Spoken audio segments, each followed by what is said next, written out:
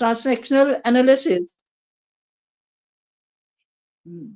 Yes, transactional analysis can be done only if we know about the constituents of personality, about personality, the factors affecting the personality, constituents of personality, and approaches to see the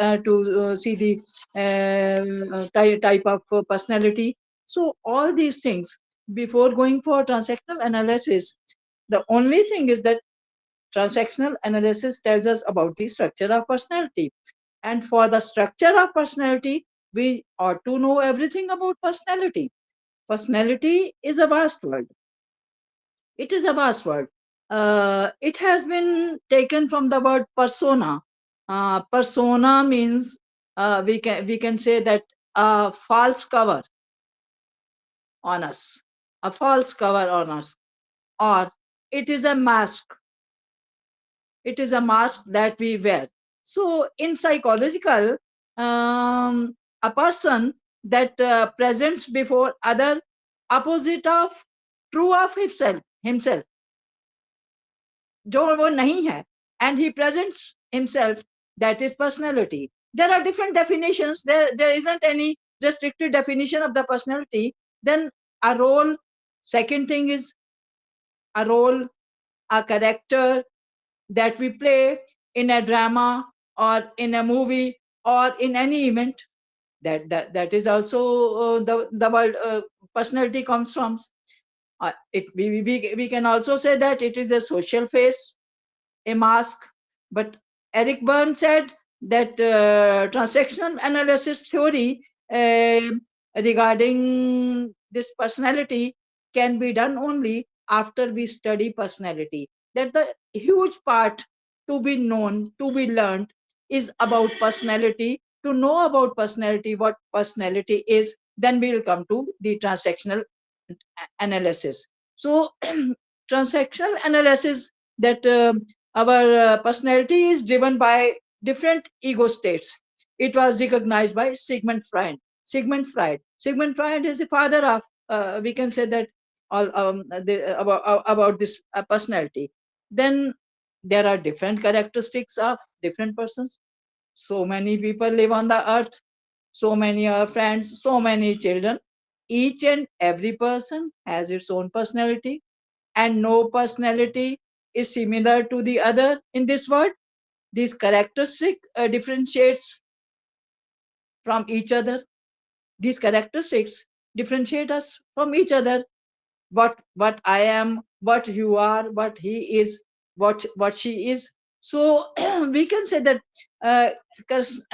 this personality, that it has values, attitudes, feelings, perception, different values, social values, etc., etc. So these are the characteristics of personality. That what things come under the word personality. Huge umbrella of personality.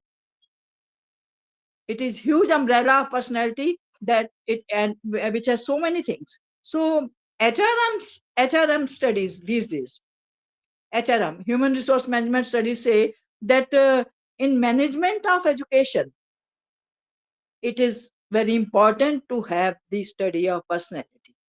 Means, if what I am talking about, that in teaching profession, we teach students, number of students we come across with, with different habits, with different hobbies, with different attitudes, with different perceptions. So to know about them, it's very important for a teacher to know about the word personality. It's very important. The teacher should know all the factors, constituents, and approaches to approach the word personality. So all these things, they separate human beings from one another. They differentiate one person from the other, and on these basis, we know the personality of a person. So we can say that no, there's no universal definition of personality. Although there's no universal definition of personality, but still a very we can say that a famous definition, which is nearly completing the word personality as a big umbrella, that is given by Alport. And it is also said that it is a psychological construct. Personality is a psychological construct. But Alport said, Jordan Alport, he said that it is what personality is.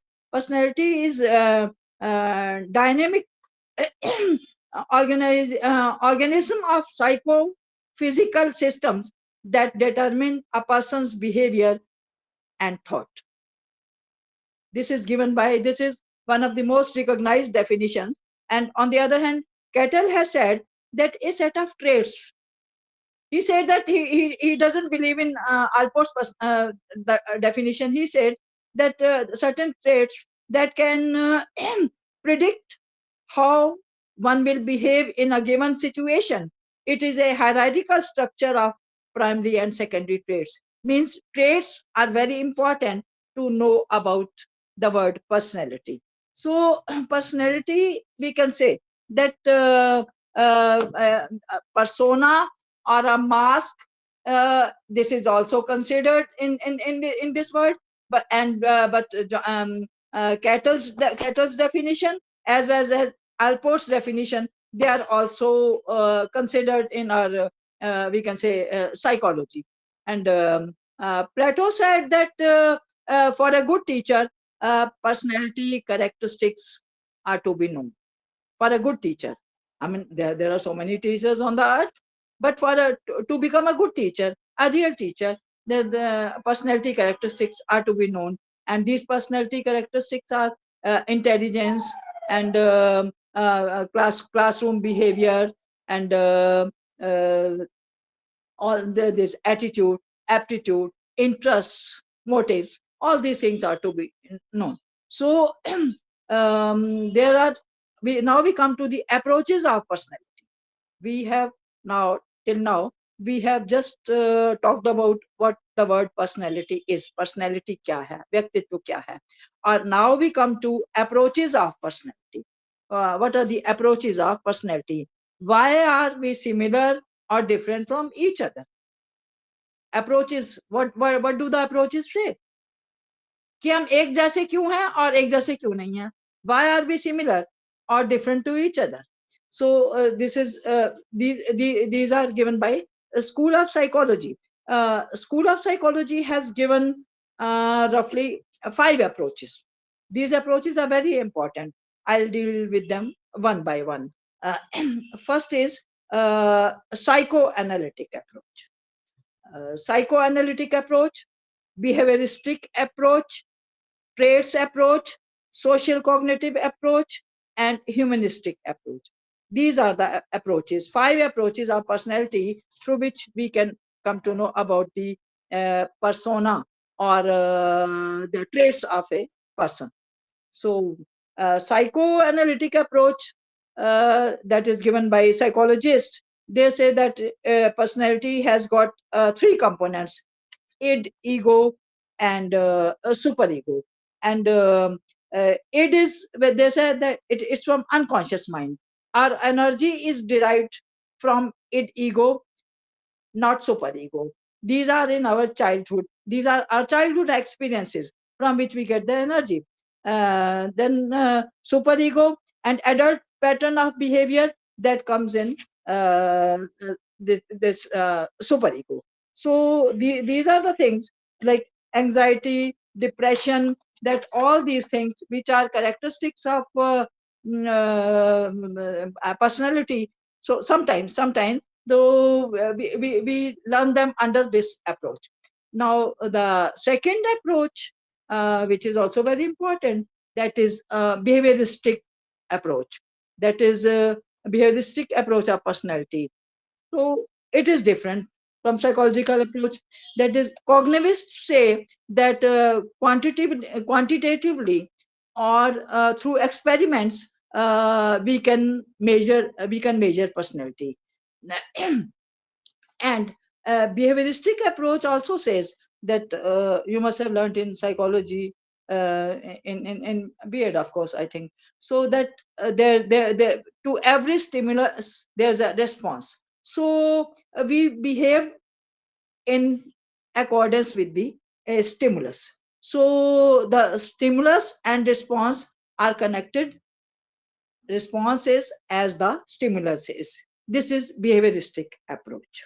So behavioristic approach is also very important, that how we behave in the society, how we behave in the society, how we behave in the classroom, how we behave in the groups, how we behave when we are alone. So behavioristic approach, that and it can be measured also, as cognitivists said, that it can be measured.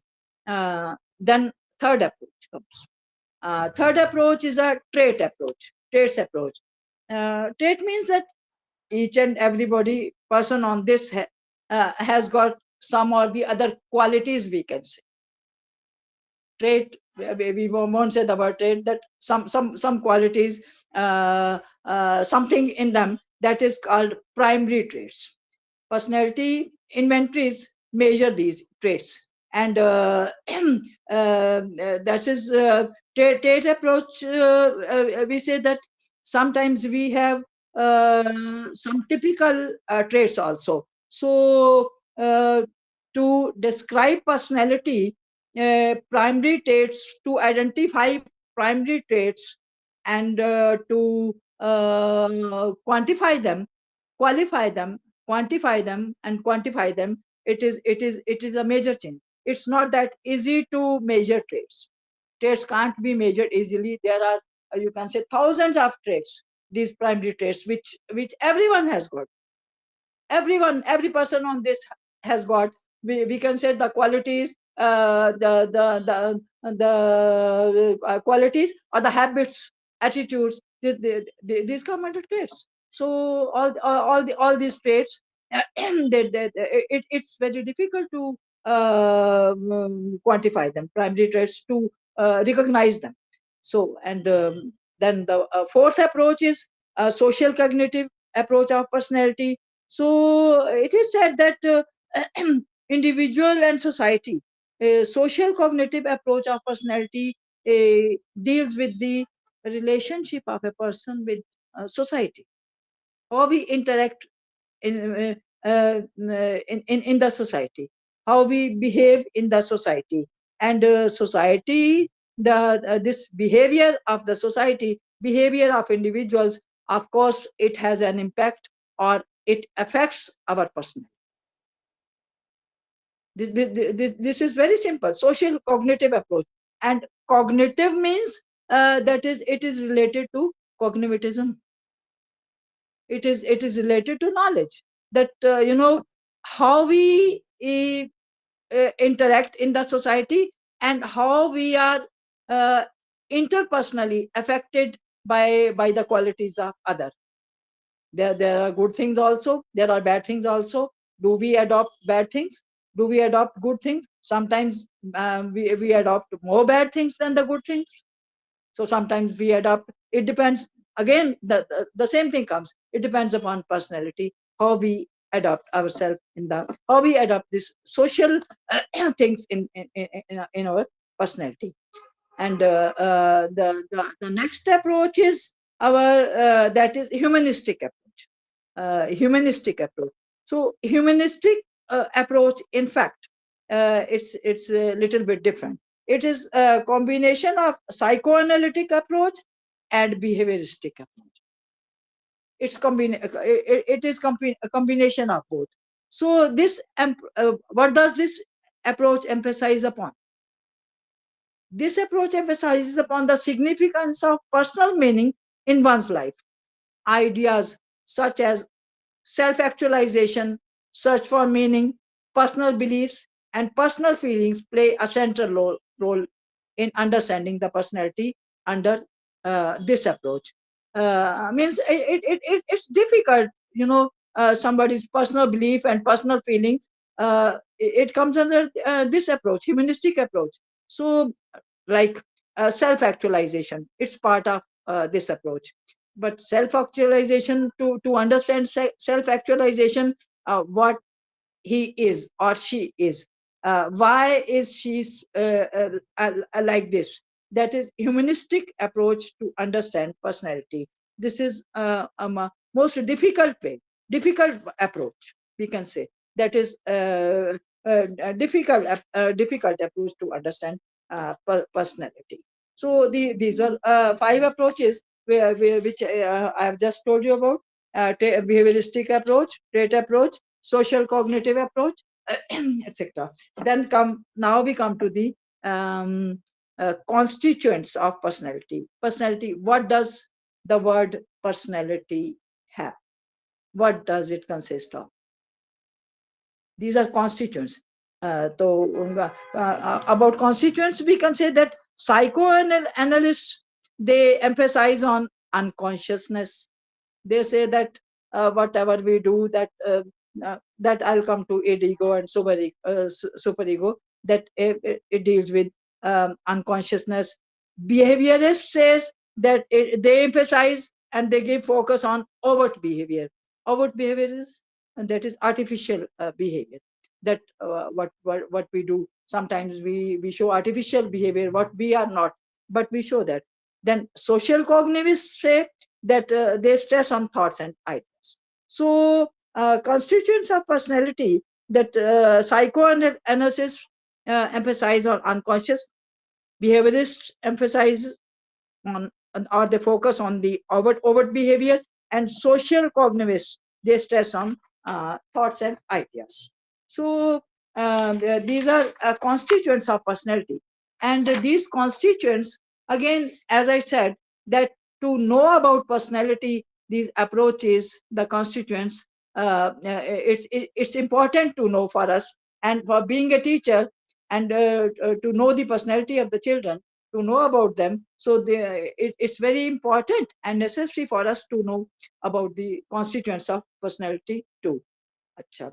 Then comes unconscious and conscious. So unconscious and conscious, we say that unconscious is a place where the worst fears bubble and boil. It is the center. It's the center which accounts for many things that influence us without full awareness. When we are not aware of the things, that becomes unconscious. As we say that sometimes we say in, day-to-day behavior, day-to-day our concern with the people, that he or she did it with as unconsciously. But sometimes we do certain things unconsciously, and we are not aware about it.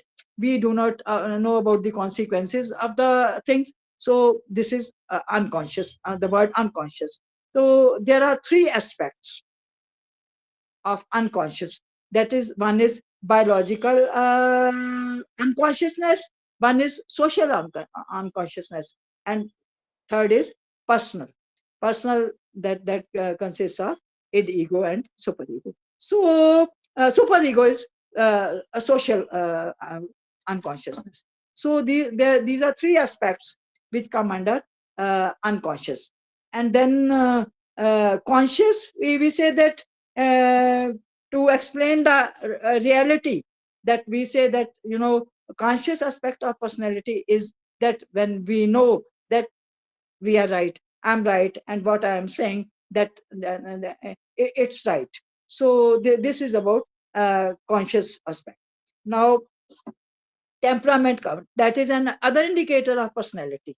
Temperament, as we all know, that some are cool headed, some are hot headed, some have aggressive behavior, and this is a temperament. It is cool or hot, and it is an indicator of personality. Some people, they get aggressive, they get hot in a minute, and jump out of consequences. And some are cool, they think about it, they give second thought to the thing. So temperament is also a characterized by being anxious or cool-headed or relaxed. Cool-headed ones are relaxed ones, and the hot temperament people, they just jump upon consequences. No, I'll not do this. or they do such unsocial things.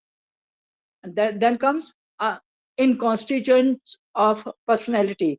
There's very is important point, that is learning. So learning is also there, that is constituent of personality. Uh, you know, sometimes we do not learn. We are just sitting, physically we are present, but mentally we are not present in the class. Teacher has to know that one who is physically present and who is mentally present in the class. So about the constituent of personality, which a teacher should know.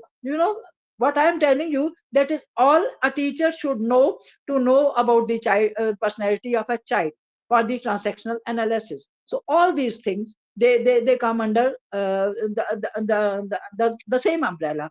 The teacher has to know about that. Learning is also a constituent of personality. So personality theory says that learning is a change in one's behavior.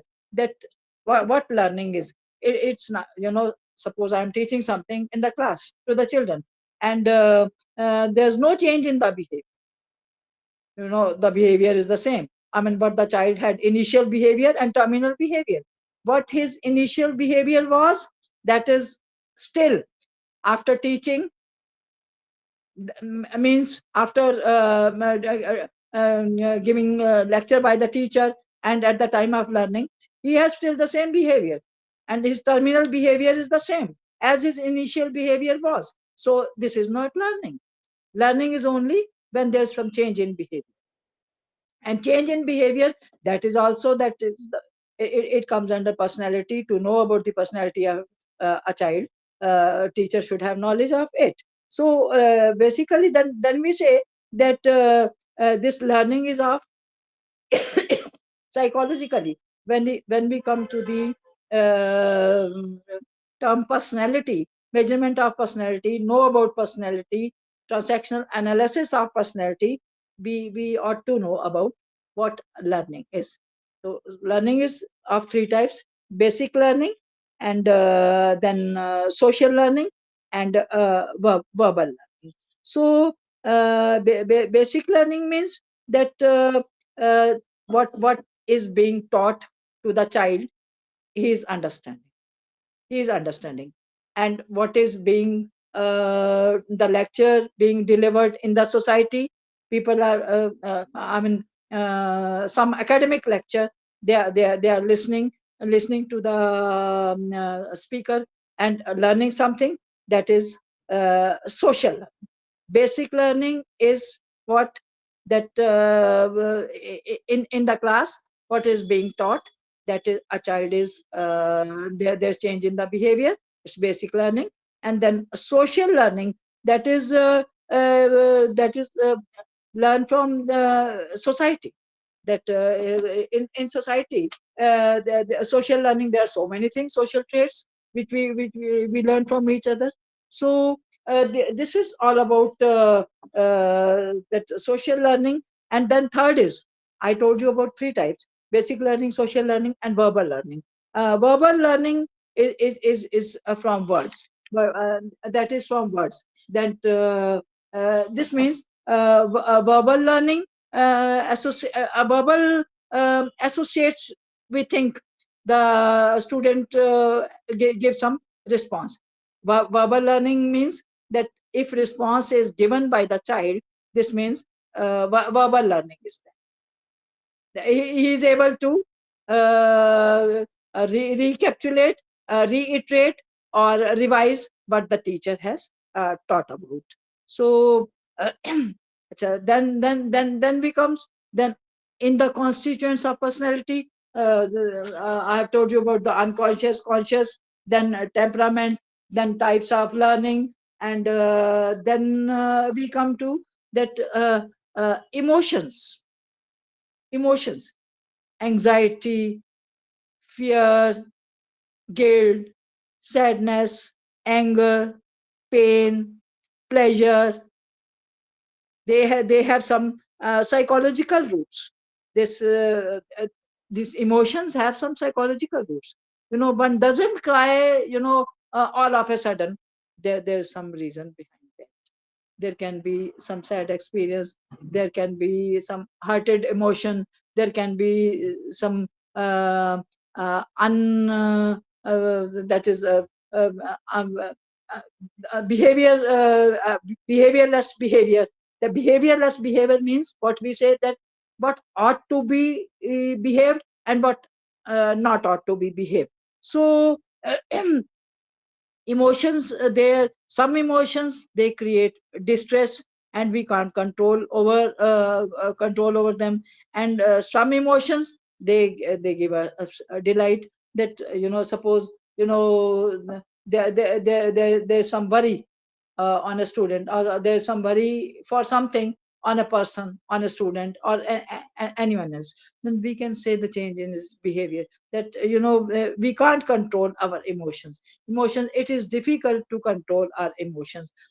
And the second thing is delight in emotions. There's a stress and strain also.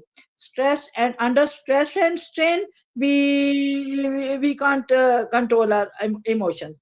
And in delight mood, that if there's there's some positivity in the message, we can handle, and then we feel happy. And so these emotions, they are also constituents of personality. So emotions can be, they can be controlled, they can't be controlled if they are of negative nature. And happiness, delightfulness, and happy mood, that can be seen in a person's behavior when there is stress is not there, he is de-stressed. And when stress is there, then emotions can't be controlled. So then this was another constituent of personality. Then we come to the motivation. You all must be knowing about motivation. uh, can I ask a question now? I mean, and those who are I mean, most of you are teachers and are teaching in the classroom. um, what is Maslow's theory of emotion? Maslow's theories of emotion. Maslow is the mastermind of this motivation. So Maslow, what has he said about motivation? Who will tell me? One who is from B.Ed college. You told me from Bajpur or which place? Can you tell me, please? Or teachers? Yes. Yes. Abraham Maslow, yeah, good afternoon. Yes. Good afternoon, ma'am. What is motivation? Maslow's theory of motivation, ma'am, all depends on the needs, Yes. Yes. the Yes. the basic needs. Yes. There is hierarchy of needs. Can you tell me, Shakti? Hierarchy of needs by Maslow's. First is the physiological needs, team need, esteem need. Yes. Motivation may be a Yes. force which drives us to do something. Yes. Yes. Yes. Mm, Ma'am, first, then first, yes. hello. Ma'am, first Yes. one is physiological needs. Second one is safety Yes. needs. Third Huh? one is love and belongingness need, or it is called social Yes. needs. And the fourth one is self-esteem needs, and the last one is self-actualization. Self-actualization. Can you tell me what self-actualization is? Who will tell me about That is growth need. self-actualization? You know about Highest oneself. Yes. Okay. Okay. When we reach our highest potential. Yes. Thank you very much. So, Maslow's theory of motivation, it refers to the forced drive, which gives us strength to do the required thing. It's of extreme motivation. We can say upwardly that it is of two types: extrinsic motivation and intrinsic motivation. Extrinsic and extrinsic motivation. So motives can be there are positive motives and there are negative motives. Negative motives are there. Positive motives are price. That is if one's behavior change in one behavior after having taken prize, that is positive motive. And even if a student has to modify his behavior and he is punished for that, that is also positive motive. That punishment can act as a positive motive for that person, because his behavior is improved after that.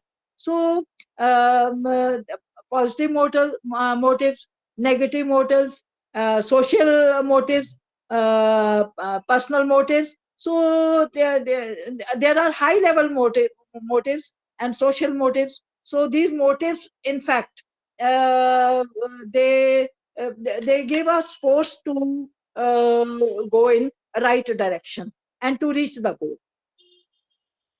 The main purpose of these motives is to reach the goal, and it can be positive motive, it can be a negative motive, it can be a high level motive, or it can be a social motive.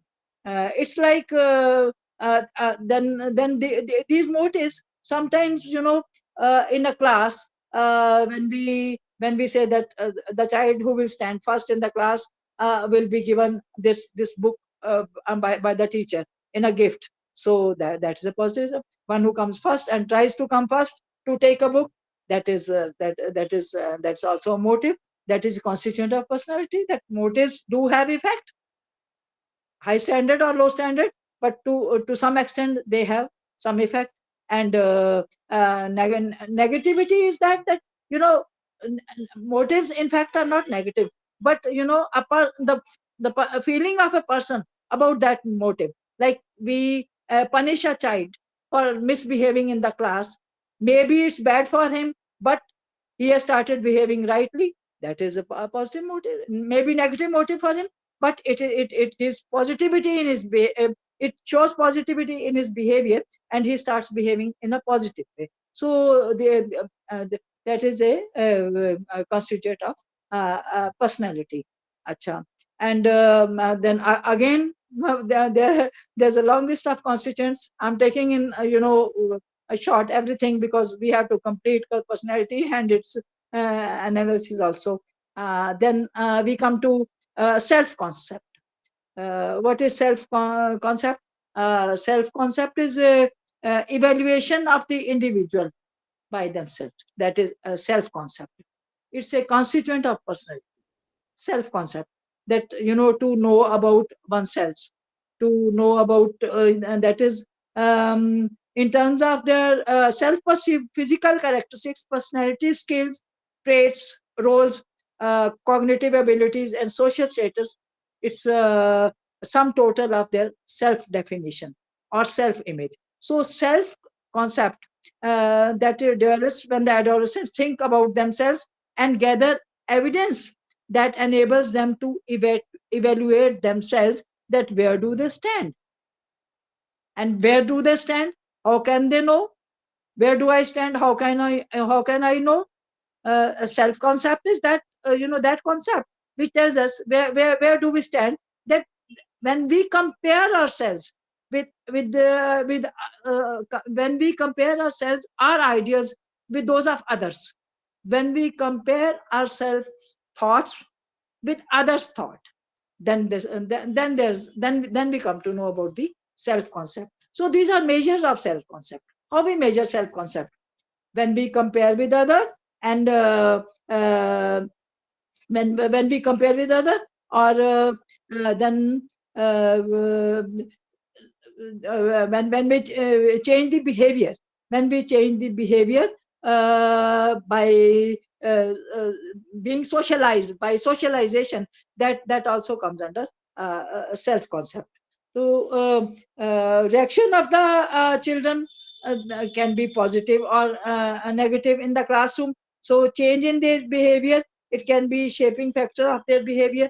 That when we the children, a teacher has to know about the self concept of the students also. He may adopt so many methodologies and methods. Then the teacher can interview the students, the teacher can talk to them, the teacher can interact with the students, the teacher can act like a mentor, not a classroom teacher. The teacher, when teacher acts like a mentor for the child, in that case he is able to know about the self concept of the child. Although it's difficult, it is something we can say that we cannot know about the self concept of others, but that constituent of personality says constituent of personality says that self concept that it can be with when we behave in a nice way to the children, so and they start behaving nicely in the class, and there's change in the behavior. We can say we can see intrinsic change as well as extrinsic, internal change and external change. External change is the overt behavior of the child, and intrinsic or internal change is how much he has learned in the class, what has been taught till now. So this is about the self concept. So we can say that personality researches that include studies of cognitive abilities, that is interpersonal styles, emotional reactivity, and methods range from laboratory experiment, laboratory, then through experiments or longitudinal studies can also be done. So to know about the concept, to know about the self concept of the children, evaluation of the individual, that is very important, and especially being a teacher, to know about this constituent of the personality, one has to go in depth. So now comes that factors that is affecting personality. Factors affecting personality development. As we know that each and every person on this earth has got a different personality. Nobody on this earth has the same personality, the same constituents, the same that traits. So what are the factors? These factors make a change and make different people from one to the other.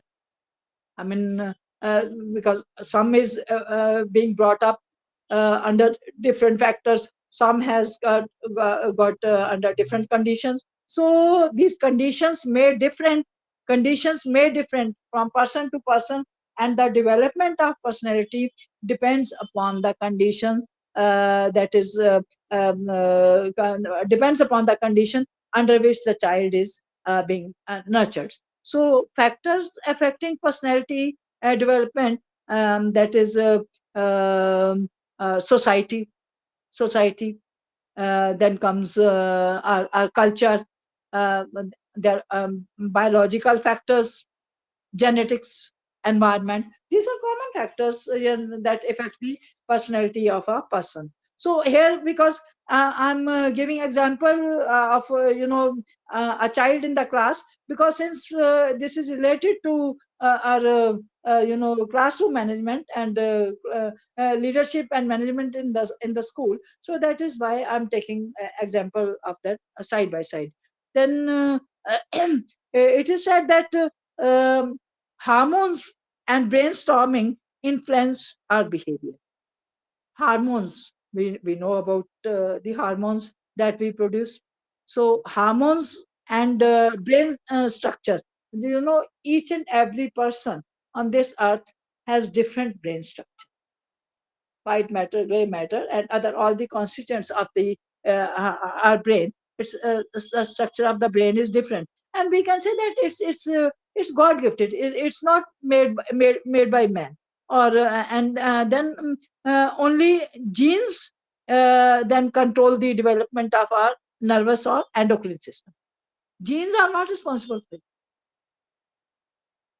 Genes control the development of our nervous and endocrine system. This we have to see to it that these genes have no direct control. Genes have no direct control of on our personal traits. They influence our behavior. Genes influence our behavior. Sometimes we say that this is a genetic factor. So change in behavior, that is change its genetic factor, and that it comes under the factors. It is one of the factor that influence personality. Gene, it is not a man-made, it is a genetic factor, but it influences, it affects personality development. Then comes this comes under biological factors. Then comes environmental factors. Then we know that potential environmental influences that help to shape the personality. Environmental factors, they play a very major role. The environment in which we live, the environment in which we survive, the environment in which the child lives. So when we talk of teacher and the child, and and to study the personality of a child, then we have to see that from which environment is the child coming. Is he coming from low-lying areas? Is he coming from from economic group? We can take one of the constituents, economic group. So these are and environmental factors. In fact, that is sometimes coming from slum area where's though there's no sunlight for the years together. And sometimes we say that there's no tree around for miles together. This is all steel and cement buildings, and they're big houses and big structures are there. And how can we think about carbon assimilation? How can we think about that we are breathing in fresh air? So these are environmental factors. The environment in which we live. This environment can be a physical environment. It can be a social environment. So even environment, it's not a you can say that a brief term. It has huge. Environment has huge meaning. It consists of so many things. It we can say that environment, the place one belongs to, the environment, the financial status one belongs to, the environment, the family status one belongs to. So all these things, environment, as I said, that it's a huge word. Under this umbrella there comes so many factors. So that personality of a child, a factor that affects the personality of the child is environmental factor. And then comes very important, that family. Family, what family is? Family is, we can say that collective togetherness of the elders, siblings, and the young ones. Sabka ikatthe hona, that becomes a family. It can be with parents, it can be with great grandparents, it can be with grandparents, it can be with small children, it can be with second generation and third generation also. There are nuclear families, there are joint families. So personality, it is affected by the family, and family is one of the factors. And in this, the most important is parenting style. Parenting style. Can I, a very general and common question? I ask a question that what is parenting style? How I mean, the personality is affected by personality, by parenting style. How the personality of a child is affected by parenting style. Can you tell me, please? Who will tell me? Parenting style. This is very common. The behavior of a child depends upon the parenting he has received. Maybe the parents might be authoritative, or maybe just they might be friendly. They might be very Uninvolved. maybe uninvolved, uninvolved parents who are not interested in what the kid is doing, or maybe some are very relate sort of ki whatever you are doing, it's up to you.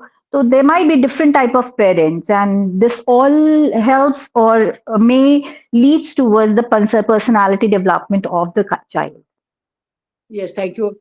Somebody else other than what she has Yes, said? yes, ma'am. Parenting style is a way of parent by which parent interact with their child, and there are different parenting style from commanding to the loving or responsive one, which may be authoritative, permissive, or involved, attached. So, by this, a child can be groomed in a better way. Yes, thank you. Thank you. Yes, I come to parenting style, which is also one of the factors, very important factors. That is the basic factor. I believe what I can say that the family a child belongs to, do the parents have a warm behavior with the children, and it's accepting, or they have cold and rejecting behavior with the children. So parenting styles, it depends upon the nurturing and control. So there are four important types of parenting style. First is authoritarian parenting. Authoritarian parenting means the parents, those who justify authority on the children. That's every time they make the child unhappy, and they are the child feel insecure, and parents are aggressive, and with the result, what happens?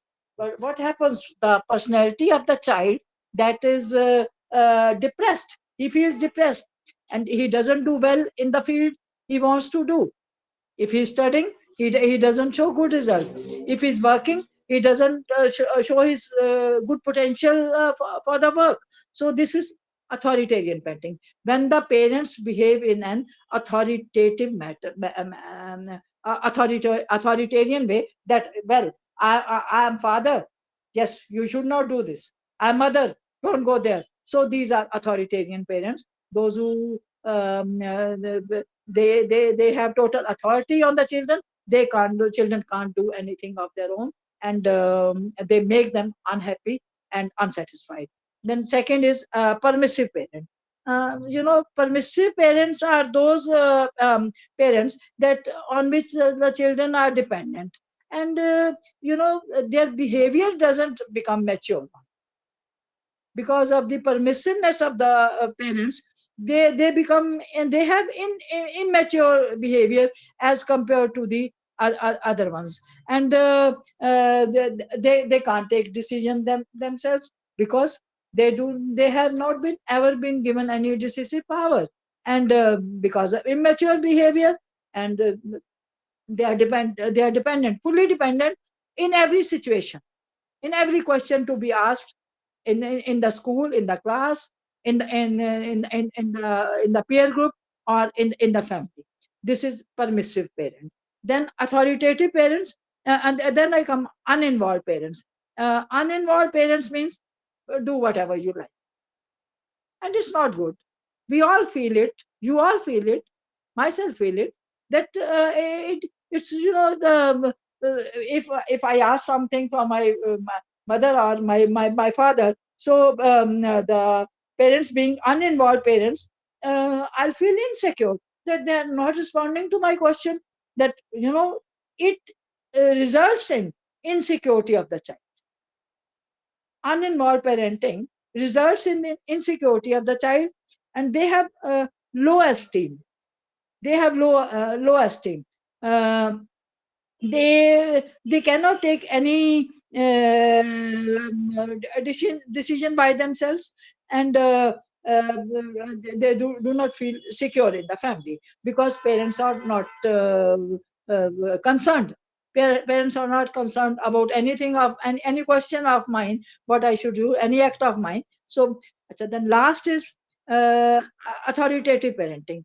And it is said that authoritative parenting, that it's sort of democracy in the family, democratic autonomy, and their set of control, that is a friendly behavior is there. It's of course, when parents are friendly to that, not to that extent that they take undue advantage of the parents. There should be friendly behavior, and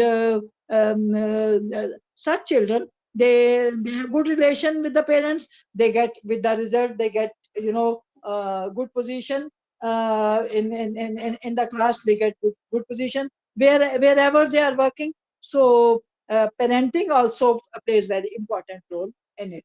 So uh, now parenting style on the child, this I have told you that it has got impact, past impact on the behavior, on the personality of the child. Then next thing is, fifth point is that birth order or sibling relationship, this is also very important. you know the first child is said that is very submissive, and he listens to the parents, and the youngest child doesn't listen to the parents, and that is because his each and every need is fulfilled by the parents. And the chota hai, he is small, then whatever he wants, there's his every desire is fulfilled. So birth order and sibling relationship in which the uh, uh, big brothers and sisters, they take care of the smaller ones. So these are sibling relationships. So these are also the factors which affect personality. And then what we see that it is said in the studies that Indian children, they are there has been made comparison between Indian children and you can say American children, or maybe children from the West. So it is said that in India, most of the families, they make their children dependent on them. They don't want to be make them to be independent. They think and they wish that they should ask us each and everything. They should take permission from us. Should I go there? Should I do this? Should I wear this? So they are not for the initial needs, for the initial needs, for the initial, for the smallest of the work in the family. They are depending on their big brothers and sisters or the parents. But in America, they have just compared it, that the children are made right from the beginning, before teaching them ABC, or before teaching them, giving them a pencil or a pen in their hand, or before making them sit in a formal classroom. They are taught how to take your laces, and how to change your overcoat when it's snowing outside and you come inside the class. You have to take off your overcoat, that is a snow coat. Or how to eat by oneself, when that these things, of course, what we see, that it depends upon the culture, and the status of the parents, how, to what extent we make them independent. And there's not a serious comparison between Indian children and the children from the West, or the America, or other countries. So this way we see that the culture one is born into has a great bearing on one's personality. The culture in which one is born, and the family one belongs to, that is it has. Then mass media is also factors affecting personality. Mass media, we see that today in mass media there are so many, we can say that in technology, we have seen so many things that media impresses the children much more than the teachers and much more than the parents, much more than the peer group. They said that what they are saying, it's okay, and it has, by listening to it again and again, it has a big impact on on the child mind. So media also does have effect on the personality of the child. Then peers, when we say that a man is known by the company he keeps. You can assess or you can guess about a person's nature, about a person's qualities, about the personal personality, from the friend circle he has got, from the group he is in. So this peers group, peer we can say that is also one of the important factors. So factors affecting personality, these are as I have told you that there are so many factors. There are about 7 8 factors which I have told you that which affect the personality of a child, which affect the personality of a person. And here we are talking about, in relation to children and the teacher. Then self concept. Self concept, that is, self concept is generally refers to the totality of person's thought and feelings with reference to himself. It is in relation to the personality. The person, what does a person think about? This is self concept. If I think about myself, this is that I'm so and so, I'm so I can do this, I can do this, I can't do this, I can't do this. Whatever in spite of my weaknesses, strong points and weak points, whatever I am, that is called as self concept.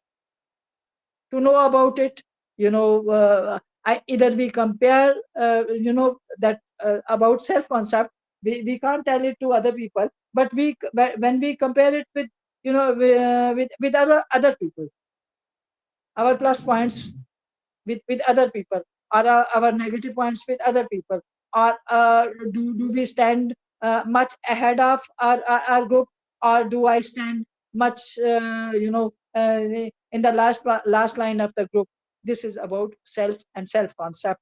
To know about oneself, what I am, this is self concept. It is in relation to personality. Then self esteem. Self esteem is that, um, what I am worth for. This is different from self concept. What I am worth for, this is self esteem. What can bonding value, what I can do, what should I do, that, and interpersonal relationship, and what can I do, what should I do, what is my potential to do. This comes under this. Now then, when we have, we say that uh,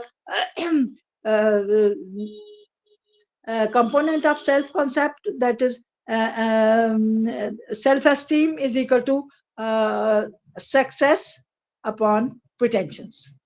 Self esteem is an integral component of the self component, and it's very important in its own state.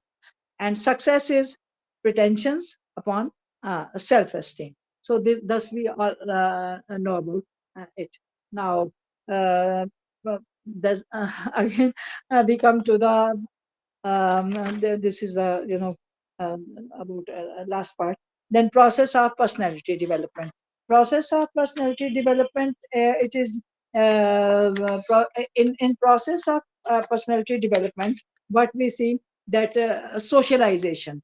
So socialization means when, when we come in a larger group, when we come in a larger group, or in a group, that is, we are socialized. Socialized means we borrow some habits, something from other, by interaction, uh, by action, by interaction. So this is socialization. So larger group, uh, you know in a larger group, we can, we can see that if we are influenced and impressed by the society, that is called as a socialization.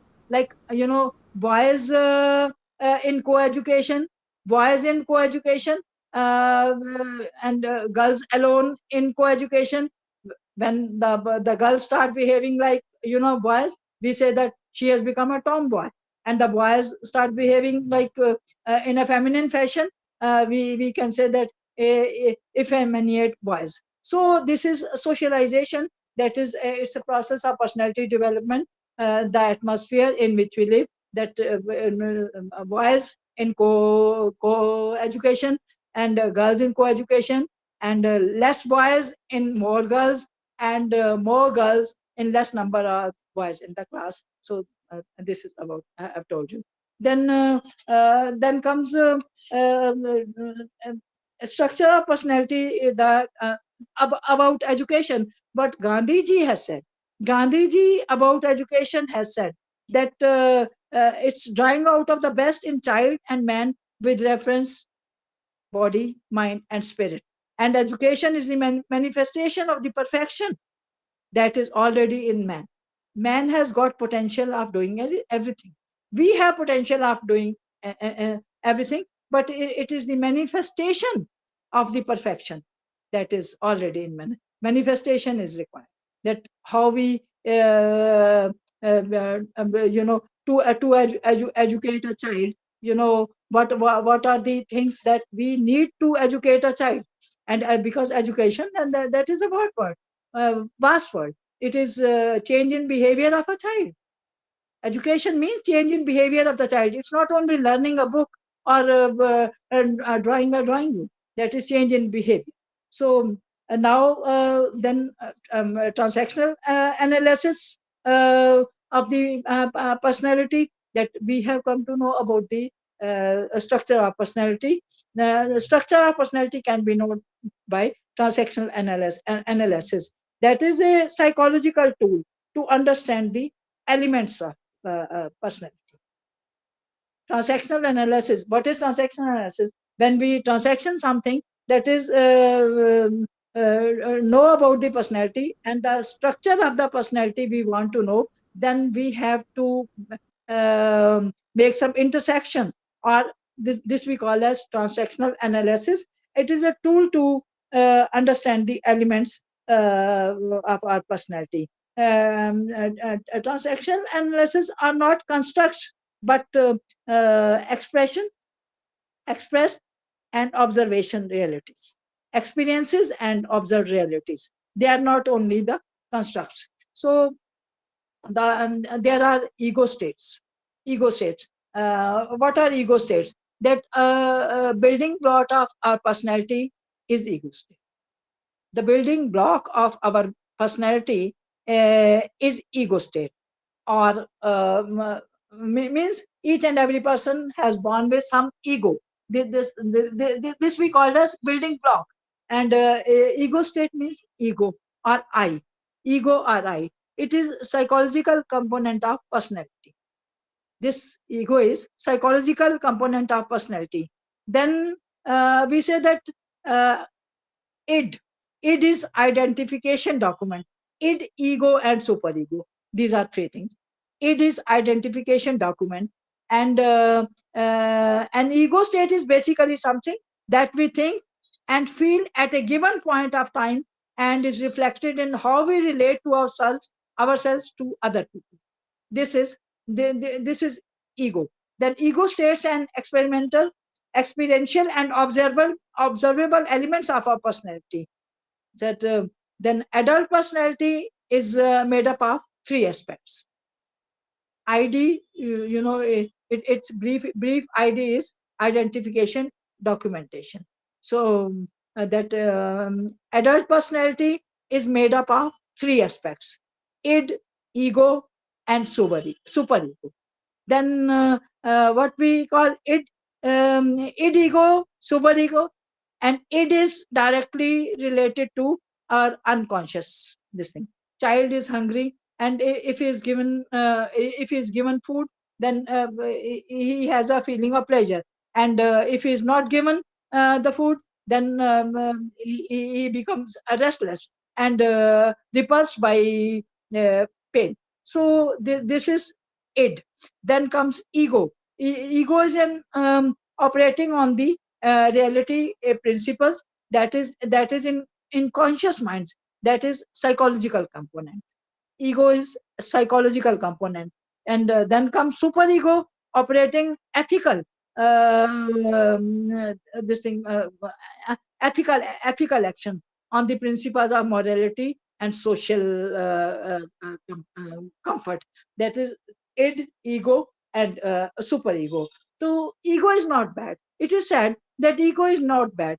It should not, unless and until it affects our decisions. And it is said that then we come to the ego types. There are three ego types: adult ego type, child ego type, and parental ego type. Adult parental ego type, parent ego type is ego state. That is, we learn from the parents what parents have done. Children learn from them, and they start behaving like parents. And then this is of two types. That is critical parent. Parent ego is of two types: critical parent and nurturing parent. Critical parent is then, when teacher becomes critical in the class and he labels the child as that you are doing nuisance. This is critical parent type ego. And nurturing parent type ego is, that is that, well, one who has done good, that teacher congratulates the child that, well, you have done good. So this parent ego state has two parts: critical parent as and nurturing parent. In critical parent, teacher scolds a child and labels him that a nuisance in the class. And in nurturing parent ego state, he congratulates and comforts the child. Then comes our adult ego state. This is about balanced judgment about things and deals with the facts and not with the emotions. This is adult ego state.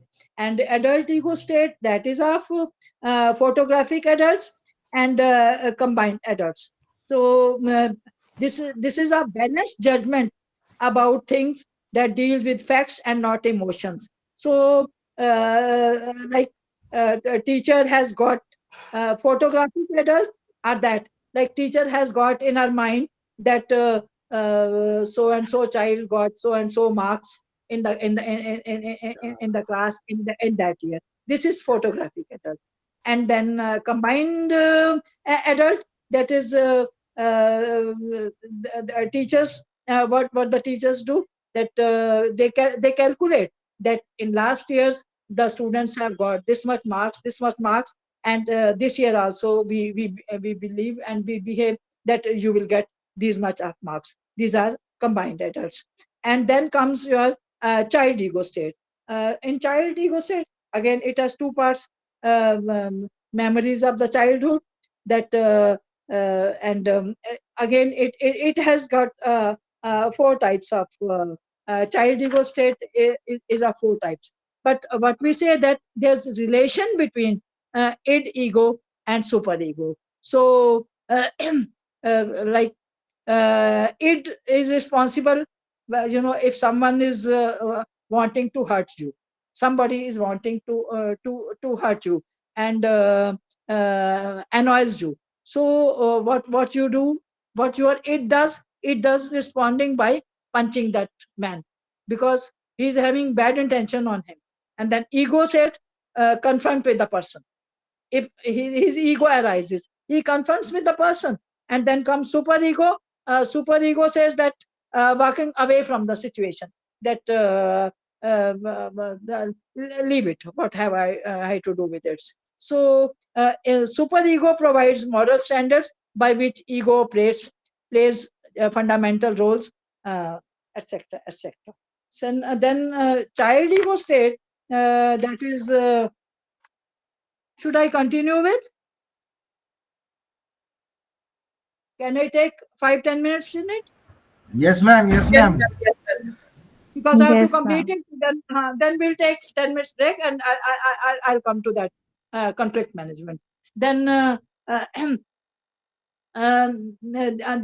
are a child ego state is of 5 types: natural child, adopted child, then compliant child, and rebellious child, and little professor. These are child ego state. These are our 5 types. So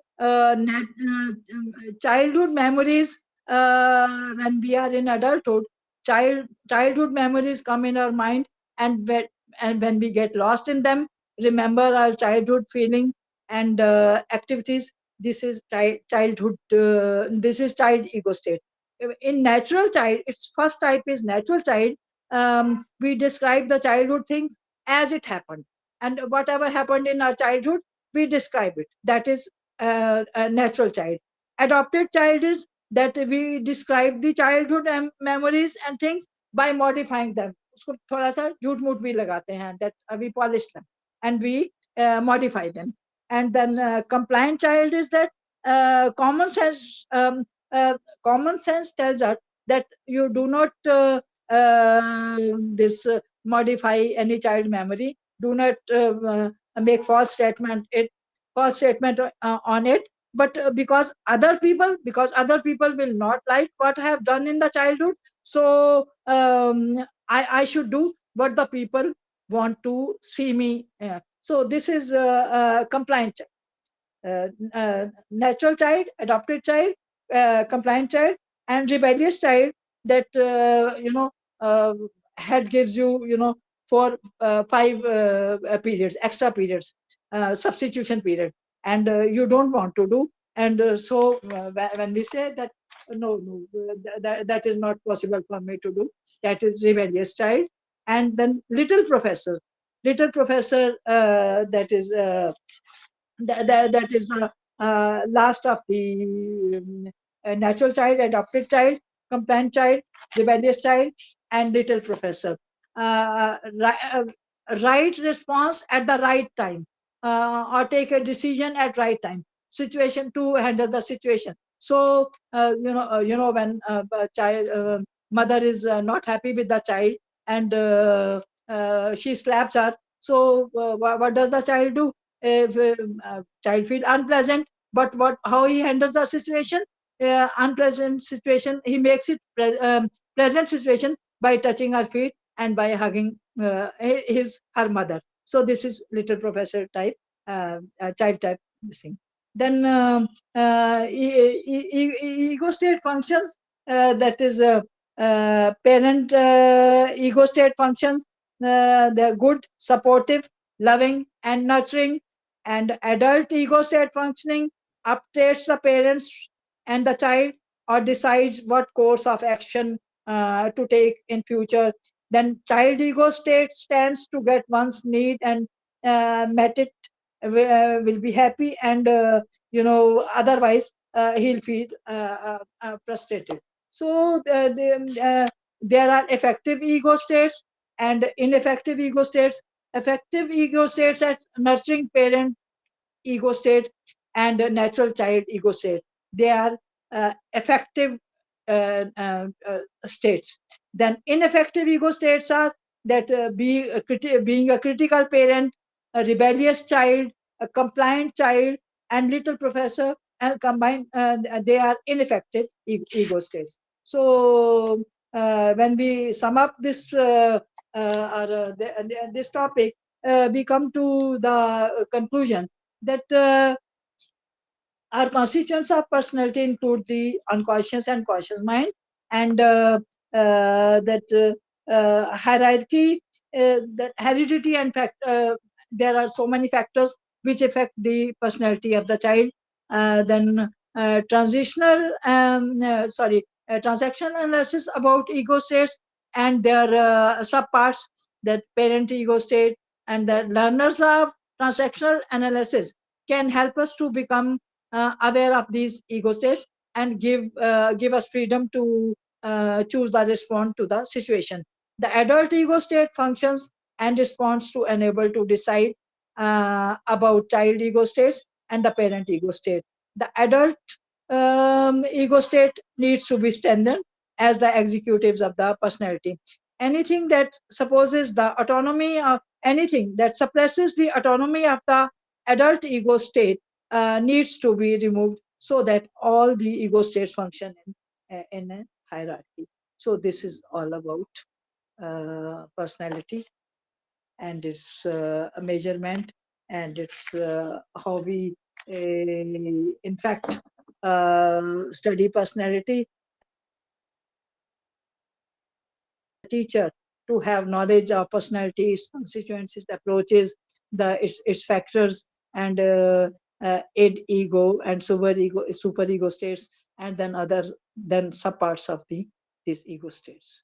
So that's all. Thank you so much. Hello. Thank you, Hello. ma'am. Thank you, ma'am. Yes. Thank you. Thank you, ma'am. There's Thank some you, ma'am. Thank you, homework. ma'am. There's homework. Should I give it in the second session? Yes, There's ma'am. Okay, ma'am. one question. I'll give you two questions together, one of this and one of the complex management. So it's Okay, quarter ma'am. to 5 now. What time should we meet? Tell me. 5? We just have 20 minutes. Should we meet Yes, at 5 5? o'clock, ma'am. How Five long is will be the fine. Ma'am, session? 5. Yes, 5 is ma'am. okay. Ma'am, 5 is How okay. long will be the session? Next session will be of what duration, ma'am? Next session, just conflict management. Ma'am, Yes. duration of the session. Duration of the session. So we can, if we need requires, we can be 10 minutes, we can 10 minutes more, Okay, thank you. isn't it? Ah, Right, ma'am. I'm not restricted to it. I can take 10 20 minutes more if it is required. It depends upon the requirement because this was too lengthy, to complete in 1.5 hours about the personality. That was also a challenge for me. Anyway, But ma'am, then, thank you, ma'am. Really, Thank it you, was ma'am. It Okay, was very, sir. very enriching. Thank it you so was much. great efforts from your side. Truly appreciate. okay. Thank you so much. Thank you so much. Then, Thank you, ma'am, sir. we'll be There meeting is again at 5 o'clock. Yes, that's fine. there is Okay. one Okay. request from my side, ma'am. Myself, Sachin Garg. So